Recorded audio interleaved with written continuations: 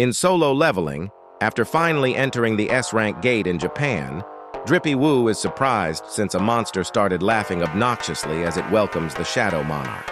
Drippy Woo is confused, asking himself if he was the boss, as it tells him to free him, saying that he knows what the rulers were planning, so he must inform the other monarchs. Rizzy Woo asks if those so-called rulers do this to him, which he responds saying they were trying to use him as a stepping stone to lay the groundwork for the real war that is to come. Drip Woo thinks to himself, saying that every time he's tried to get a beast with intelligence to explain its origin, they were unable to give him an answer, asking him who these rulers he spoke of are.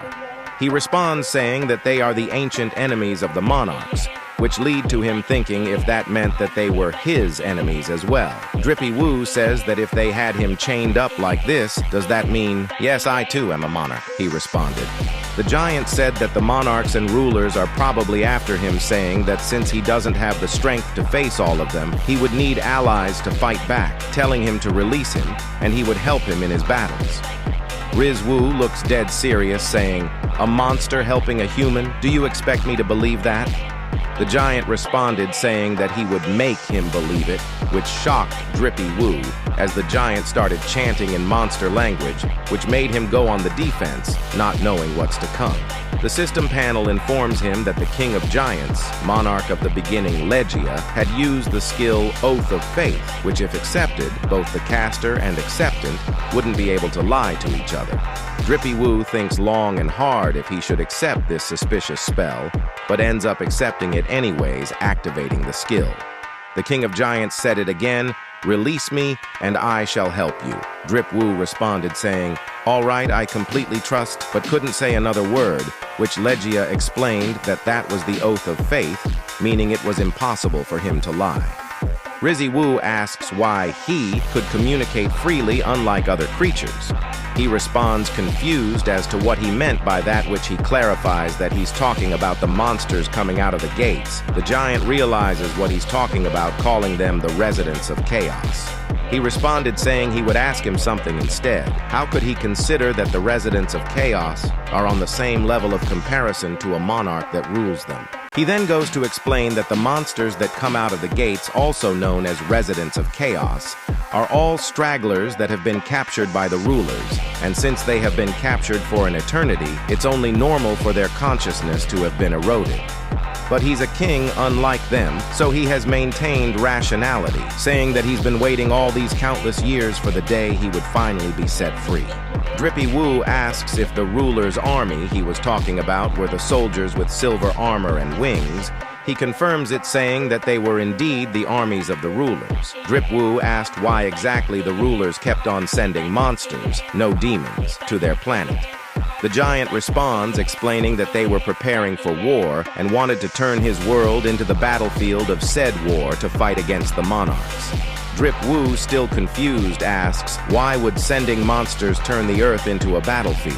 The giant responds, saying it's simple, explaining that they were planning on injecting magic energy into his world, and this revelation shocked Drippy Woo. The monsters that emerged from the gates were considered disasters, while the magic energy that came from it was considered a blessing. This was something every hunter and civilian thought, since magic stones and magic gems were objects that hold magical energy, making it the current greatest source of energy in the world. But all along, they were actually just a stepping stool to build the foundation for war. Legia says that there's no better way to plant a power that does not exist than to use the blood of those who possess that power. That is why the rulers decided to use the hostages they captured, making the magical energy become increasingly concentrated, using the demon's blood that has been spilled at the feet of the soldiers. Magic energy continues to strengthen the world, to create a world that doesn't disintegrate from the shock of war. Drippy Woo asks if by war did he mean. Legia confirms it, saying the rematch between the monarchs and the rulers would take place in his world, turning it into a burning hell, and it will happen sooner than he would have thought. He explained that there wasn't much time left, since neither the rulers or the monarchs would stand still after realizing that both of them had made contact, and it's possible that the rulers are already on the move. Jinwoo asked why he kept trying to make it sound like they're after him, which the giant responded saying that he really didn't know anything after all, since the power he possesses is not truly his own, and even the fact that he can use that power means that the original Shadow Monarch had betrayed the rulers, meaning that he has become the enemy of both the rulers and monarchs alike. The giant swears on his dead granny that he would remain by his side and fight alongside him, asking him to help him in his current predicament. Jinwoo thinks for a second and says that if he truly wanted to help him, then it would just be easier for him to turn him into a shadow soldier.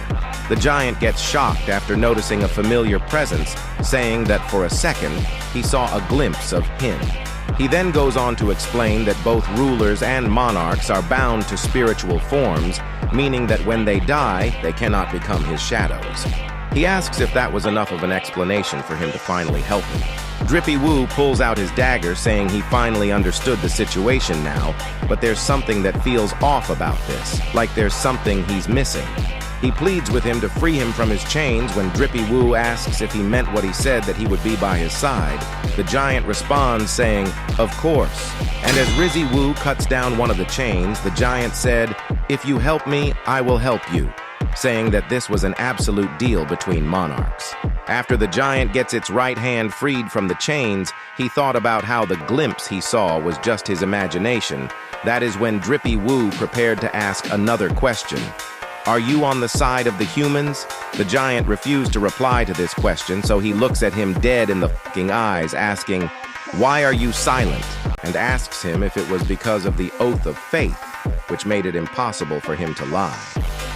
Jinwoo notices the crystal on the giant's nape, saying that he knows that as long as it exists, he as well must be hearing the words of the rulers, which tell him to kill humans just like every other monster. The giant grits its teeth as he launches a surprise attack towards Jinwoo, though he manages to dodge his blow with minimal difficulty as he says, "The deal's off," stabbing the giant directly in the chest, saying that it was too dangerous to let him live since he could become a calamity to the world. On the brink of death, the giant responds, saying that he was mistaken. "The calamity is not me, it's you," and attempts to launch another attack, but he counters it, punching the living granny out of him. The giant coughs up blood and attempts to claw him again, but misses yet again, giving Papa Wu the opportunity to counteract by punching him right in the chest, making him spew even more blood. As the bloodied giant sits on the floor, he explains that as the battles between the inhabitants of his world and the residents of chaos become more frequent, the faster his world would become an increasingly fierce war zone, saying that he prays that everything he holds dear and protects would turn into ash burned by the karma of war. Jinwoo responds, saying that things wouldn't go as he hopes, decapitating the giant in an instant with the system panel reading, "You have defeated the dungeon boss, Legia, one of the 9 original monarchs." The system starts calculating his experience, saying that it might take some time since the amount he gained was enormous. Jinwoo says it's a shame he didn't manage to get any shadow soldiers, but at least he'll take that as a souvenir. As the giant's body disappears, the system's XP calculation finishes, leveling him up 8 entire levels, now making him level 122. At the same time, in an estate in America, a helicopter lands as the national level hunter Christopher Reed says he wasn't expecting anyone today, welcoming both the vice director and Ms. Selner. The vice director says he has something very important to discuss with him, asking if he could tell everyone to leave. Christopher tells his assistant to not let anyone near his room until those 2 people leave, which she accepts his order like a good slave. Christopher asks what brought them here, and if it is about some S-rank gate that has appeared somewhere in the east, then he ain't going. Ms. Selner responds, saying that that wasn't the case and that there's a more serious problem. Christopher is confused, asking what could be more serious than an S-rank gate, which she responds, saying, "You may be murdered in the future."